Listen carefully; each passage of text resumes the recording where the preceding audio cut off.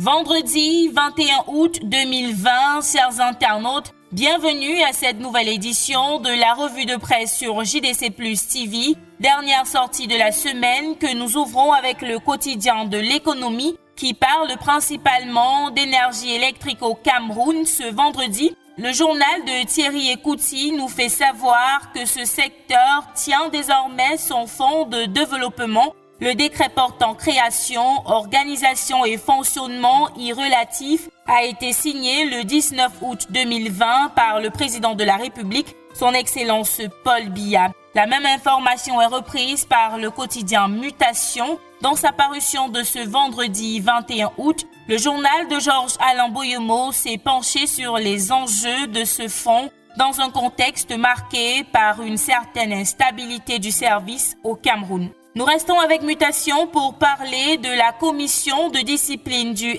RDPC relative aux élections législatives et municipales de février 2020.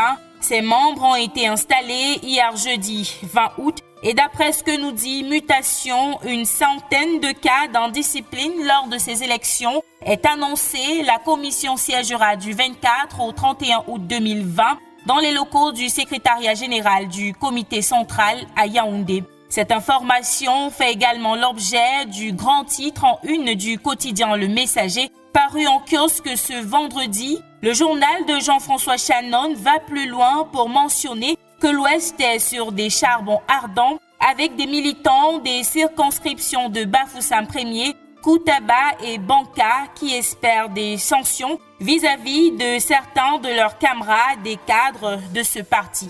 Plus de précisions en page 3 du quotidien Le Messager, parution de ce vendredi. Du quotidien Le Messager, passons au quotidien Le Jour qui nous propose un extrait du nouvel ambassadeur du Cameroun en France, André Magnus Ekoumou, déjà en fonction. Il dit, je cite, « Il n'y a ni base ni patriote, mais à quel sujet exactement? Les détails sont à lire dans les colonnes du journal d'Amanmana. » Le journal renseigne aussi ses lecteurs sur cette bombe artisanale qui a explosé dans un bus de transport urbain hier jeudi au niveau de la localité d'Akoum, située dans la commune de Santa, département de la Mézam, région du Nord-Ouest. Le journal fait savoir que la déflagration est intervenue alors que les passagers étaient descendus pour se soumettre à un contrôle routier. Heureusement, pas de perte en vie humaine, tel que relaté par Le Jour en page 3 de son édition de ce vendredi. Refermons cette édition de la revue de presse avec l'œil du Sahel